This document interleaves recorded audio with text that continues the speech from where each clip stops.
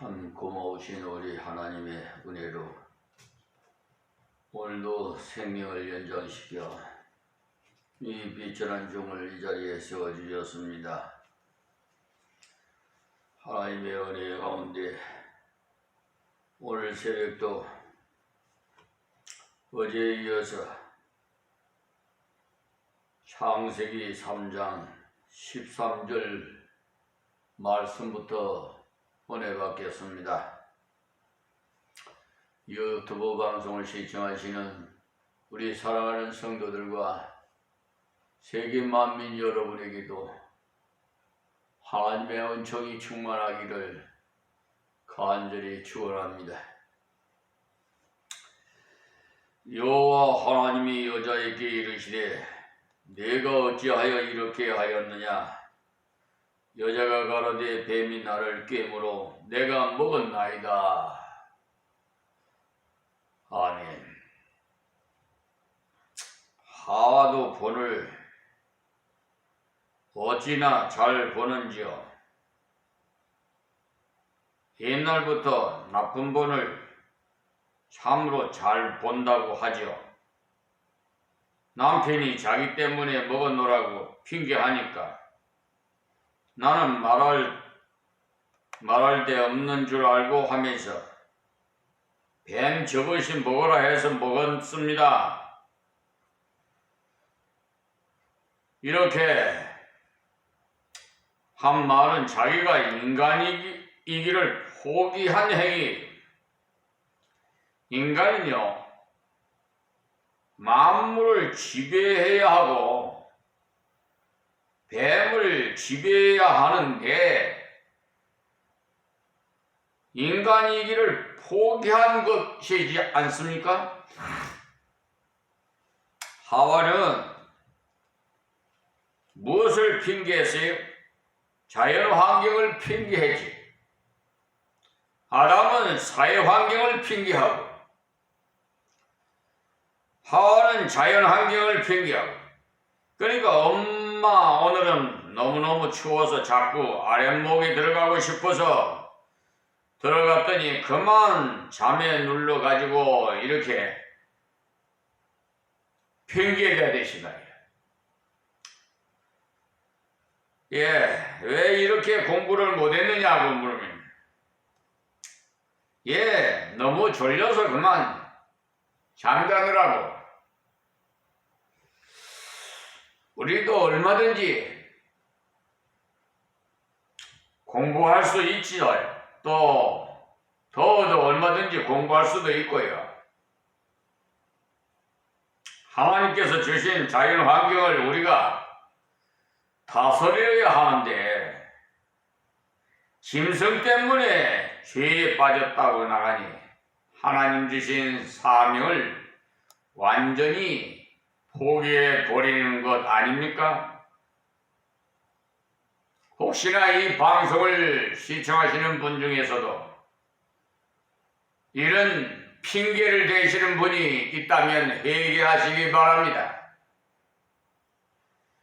짐승을 다스리라고 하나님께서 말씀하시는데 다스리지 못하고 따라갔으니 사명을 포기한 것이죠.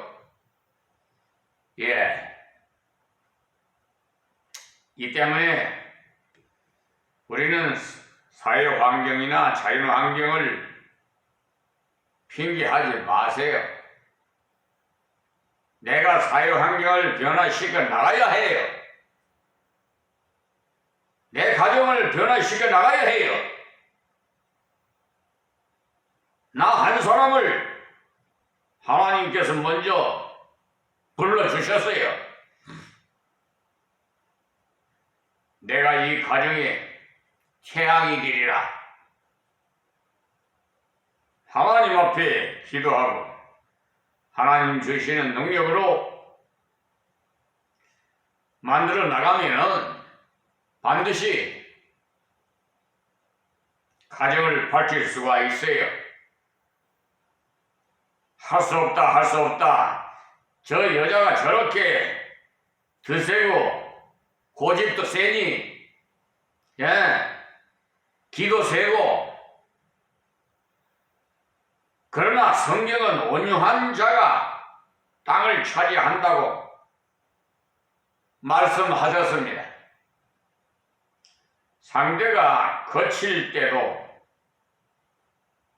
나도 거세면은 폭발해가지고 싸움만 일어나요. 며칠 전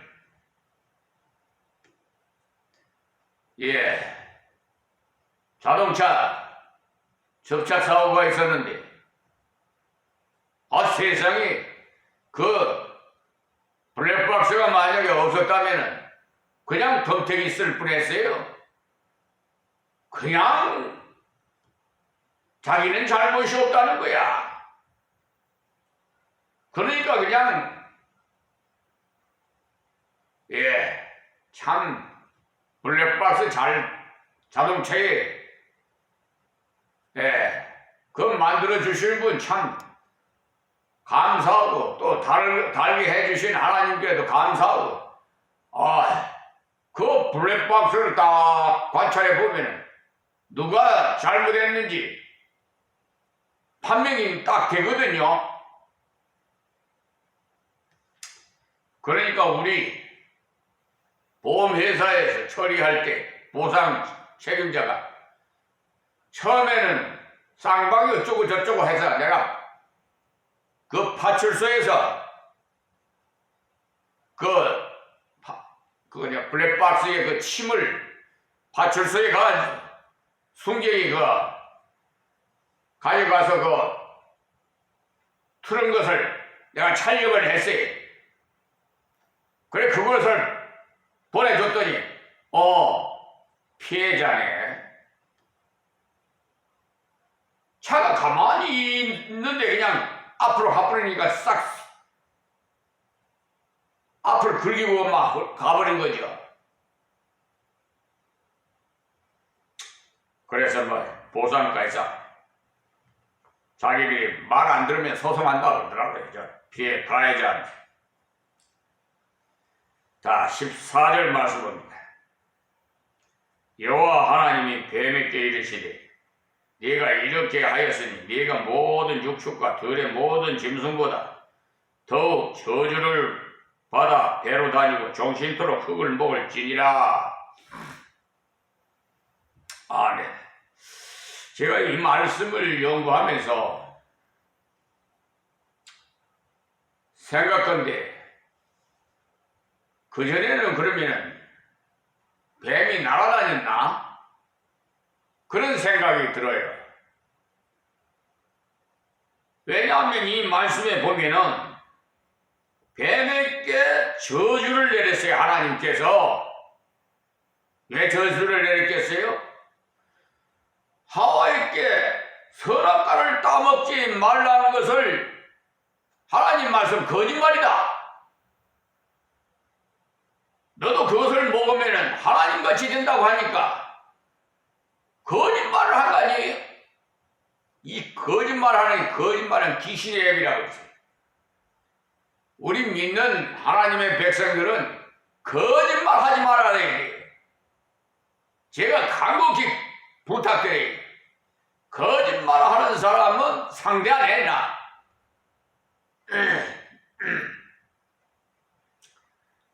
사람은 얼굴만 보면 몰라요. 대화를 커뮤니케이션을 하면 그 사람의 속에 있는 그 마음을 알 수가 있어요. 그 사람의 인격을 알 수가 있어요. 그래서 이 사람은 좀 하나님 말씀으로 좀 변화되어야 할 사람이구나. 그렇게 저는 생각을 해봅니다. 그래서 뱀에게도 형벌을 주셨는데요. 형벌이 뭐냐? 그러니까 평생도록 너는 배로 정신토록 흙을 먹을지니라. 하나님의 말씀은요, 진리예요. 말씀은 그냥 그대로 법칙이에요.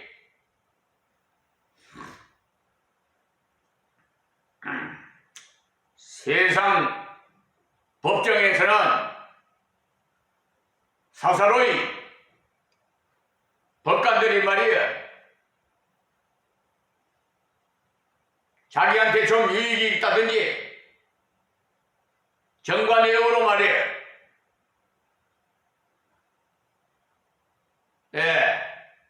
분명히 상대방이 이런 사기를 쳤는데 소송 비용 담보 제공을 비용을 받아먹고 공탁금을 해온 것을 받아 먹고도 찾아가놓고도 다시 신청해갖고 다시 폐치해가서는 사기 아니에요? 그런데도 대법원에서 뭐 심리 불속해? 골치 아프다 이거지? 그 아무 때나 쓰는 거 아니에요? 아주 국민을 갖다 바보로 취급해. 그래서 대법원에서 오는 공문을 내가 사절해버렸어요. 판결문도 반송시켜버렸어요.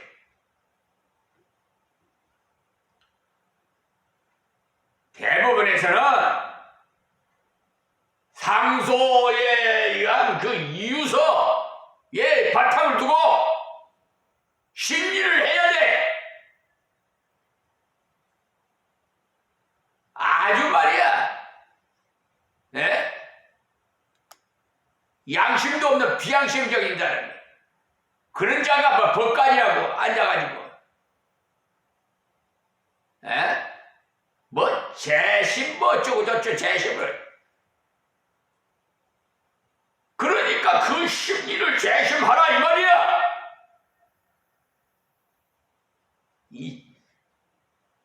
정말 아우,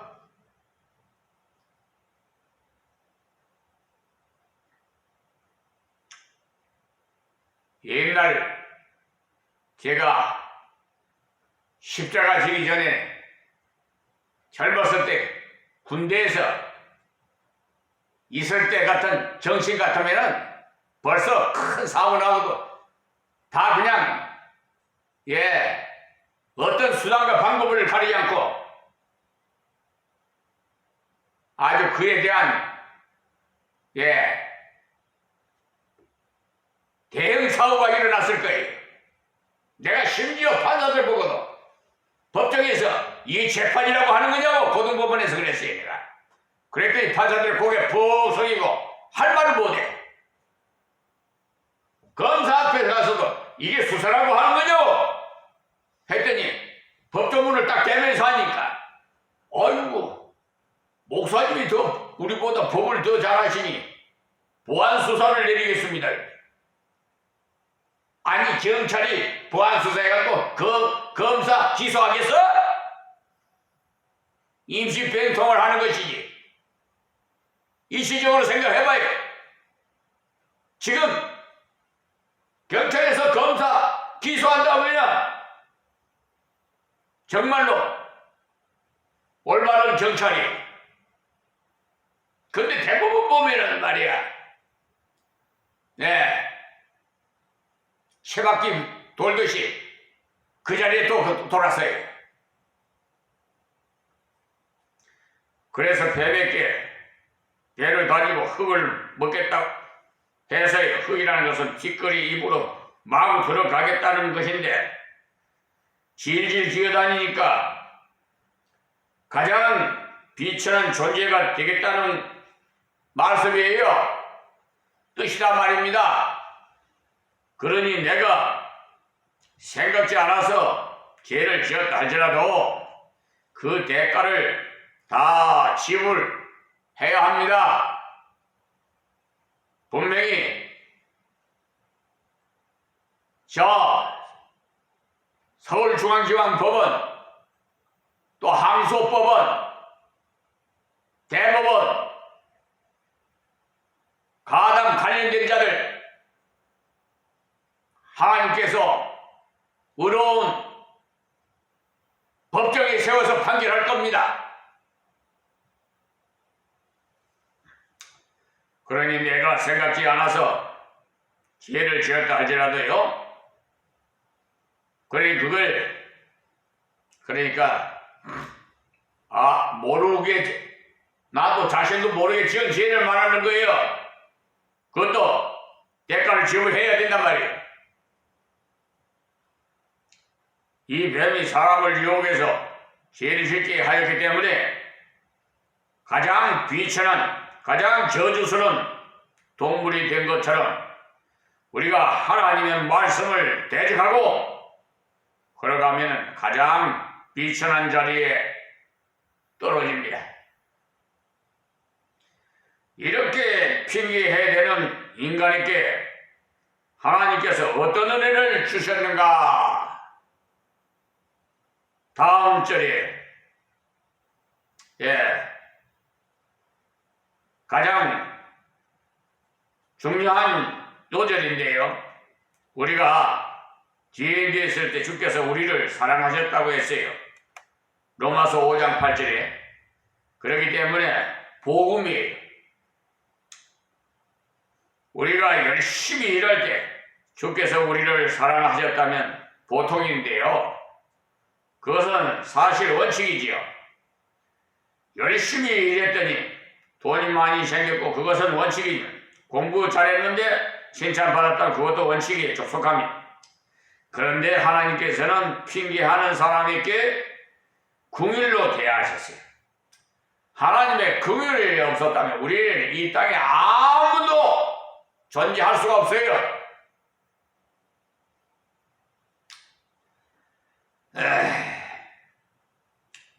네가 왜 그랬느냐 하셨을 때 내가 죄를 지었나이다 했으면 참으로 좋겠는데 핑계 해대는 사람에게 은혜를 주셨으니 참으로 하나님은 은혜의 하나님이시오. 우리들 같아서도 이때 불효령을 내려서 그 자리에서 거꾸로 지도록 했을 텐데 말이에요. 내가 하나님이었을지라도 이때 이들을 그냥 두지 않고 당장 형벌을 내렸을 것입니다. 그런데 하나님께서는 그렇게 하시지 않으셨어요. 이것이야말로 성경이 말하는 진노 중에 긍휼입니다. 하나님께서는 진노하셨어요. 왜? 진리의 하나님이시기 때문에. 그러나 진노 중에도 긍휼을 베푸셨어요. 성경은 그래서 남는 자 그루터기 이런 말씀을 하십니다. 이러한 진노 중에도 하나님께서 복음의 소식을 주셨어요. 그 때문에 멸망받는 자는 왜 멸망을 받느냐 하면은 죄를 지었기 때문에 멸망받는 것이 아니라 다 죄를 지었기 때문에 하나님의 은혜의 소식을 거절하기 때문에 멸망을 받습니다. 아담 하와는 멸망받지 않았어요. 왜 멸망받지 않았느냐? 그들은 죄를 핑계하면서 하나님께 잘못되었습니다. 그러나 하나님께서 이 말씀을 주셨을 때 이 말씀을 믿었습니다. 자, 다음 절 말씀 한번 볼까요? 15절이에요.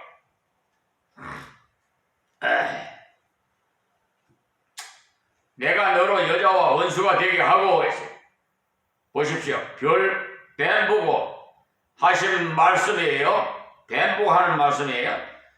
너희 후손도 여자의 후손의 원수가 되게 하리니 여자의 후손 네 머리를 상하게 할 것이라 하시고 했어요. 그러니까 여자의 후손이 바로 예수 그리스도십니다. 사실 예수 그리스도는 여자의 후손입니다.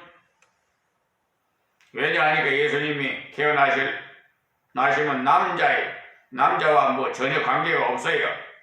예수님이 부친 요셉은요, 법적인 부친이지 육신의 부친은 아니에요.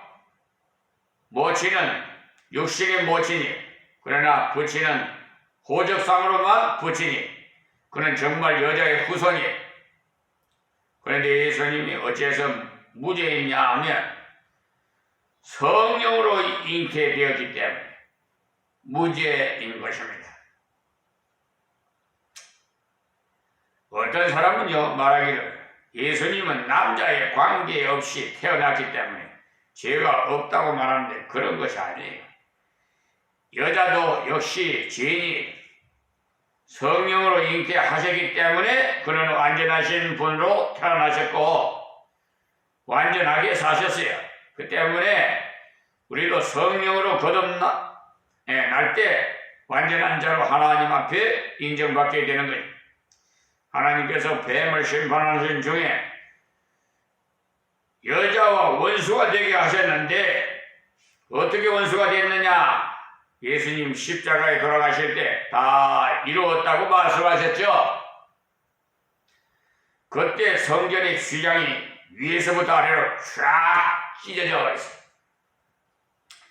이때까지 죄로 말미암아 하나님께로 들어가지 못하도록 율법이 계속 방해했던 것을 쫙 열어버렸어요. 율법을 완성하셨으므로 그 길이 열린 겁니다. 여자의 후손이 뱀 머리를 살게 하셨다는 말씀은 뱀은 머리를 맞으면 죽어요. 그 때문에 뱀 잡을 때 꼬리를 잡으면 큰일 납니다. 잘못하면 물려서 죽어요. 독사뱀 같으니. 그러나 돌의 머리를 맞으면 뱀이 잘 죽어요. 상하게 한다는 말씀은 치명타를 친다는 말씀이에요. 그래서 예수님 부활에 대해서 찬송가에도 보면 지옥문은 닫힌다고 했어요. 그리스도의 십자가 후에 부활로 하나님의 은혜로 지옥문은 닫히고 영생의 문이 열린 것입니다. 그것이 사탄의 머리는 상하게 하신 거예요. 너는 그의 발꿈치를 상하게 할 것이니라 이 말씀. 발꿈치는 상하게 한다는 말씀은 예수님의 육신을 죽인다는 뜻이에요. 하나님께서 이렇게 범죄가 가장 깊을 때 복음의 소식을 주셨어요. 이 말씀을 들었을 때 아담과 하와가 그대로 믿었습니다. 어떻게 그것을 알 수 있느냐? 20절에 한번 보면요. 아담이 그 아내를 하와라 이름하였으니 라고 했어요. 하와라는 글자 옆에요. 조그마하게 이렇게 토를 달아놓은 게 있는데 밑에 내려다 보시면은 하와의 뜻이 쓰여 있는데 생명입니다. 생명. 하와라는 뜻이 생명입니다. 아담이 하나님 말씀을 듣고 나니까 여자의 후손으로 구세주가 오신다니까 이 여자가 굉장하구나 하면서 자기 부인 이름을 하와라 생명이라고 지었습니다. 그러니 15절의 말씀을 그대로 믿었다는 것이 확실합니다. 이렇게 완전히 실패한 자에게 다시 새롭게 하시는 복음의 은혜를 주셨습니다.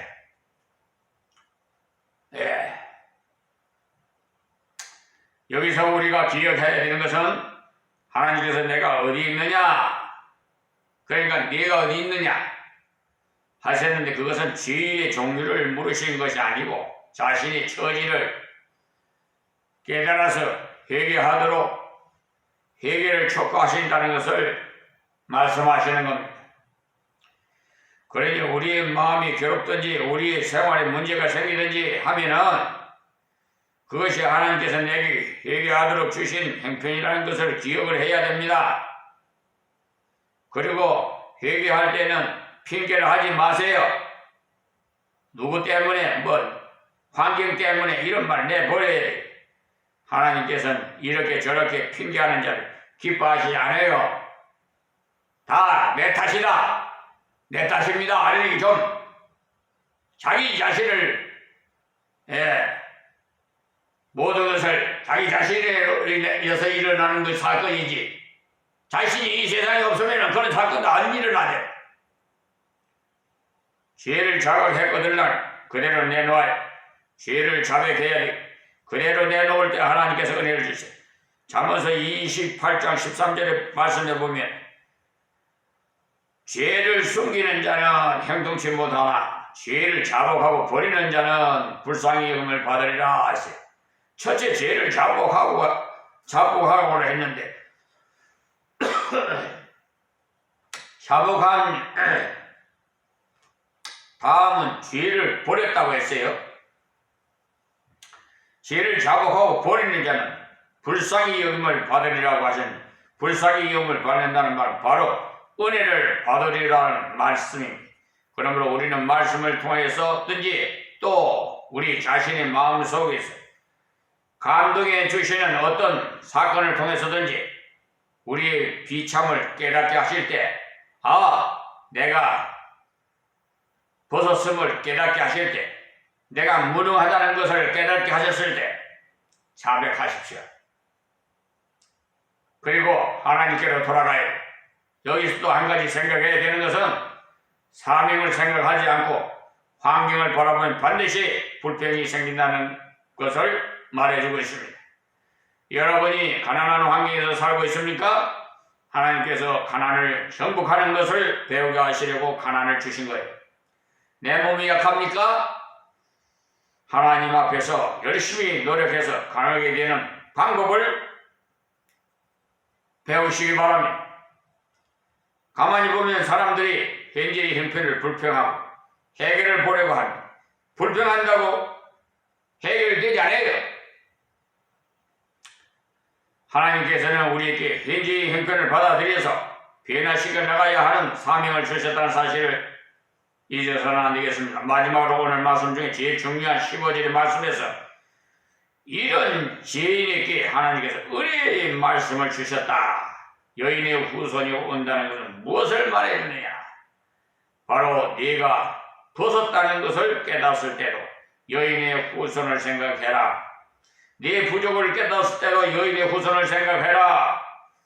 그렇습니다. 여러분도 무능하다 싶거들랑 주님을 생각하십시오.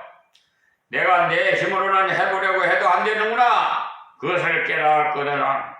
그때 즉시 주님께 나아가야겠구나 생각해서 주님을 찾으십시오. 여자의 후손이 아니고는 죄인이 못 산다 이 말입니다. 죄인이 후손이 아니고는 사탄의 머리를 상하게 할 수 없습니다. 죄에서 벗어날 수도 없고 사탄에 대한 승리도 없습니다. 그러므로 우리는 우리의 삶 전체에서 주님을 의지해 내가 약하든지 주님을 의지해야 돼요. 그를 통해서 승리의 세상을 우리에게 허락하십니다. 이 말씀을 기억하시고 여인의 후손을 의지하고 사탄이 그 머리를 상하게 하는 역사가 저와 여러분에게 있기를 간절히 부탁드리면서 말씀을 맺겠습니다. 하나님, 오늘 새벽에도 이 말씀 귀 있는 자는 다 듣게 하여 주셔서 은혜되게 하고 깨닫게 해 주셔서 회개하고 앞으로 남은 삶은 하나님의 말씀대로 순종하며 살아갈 수 있도록 성령이여 이끌어 주시옵소서. 예수님의 이름으로 기도하옵나이다. 아멘. 우리 사순절 기간 동안 주님의 십자가를 다시 한번 생각해 봅시다. 하나님 감사합니다. 하나님 고맙습니다.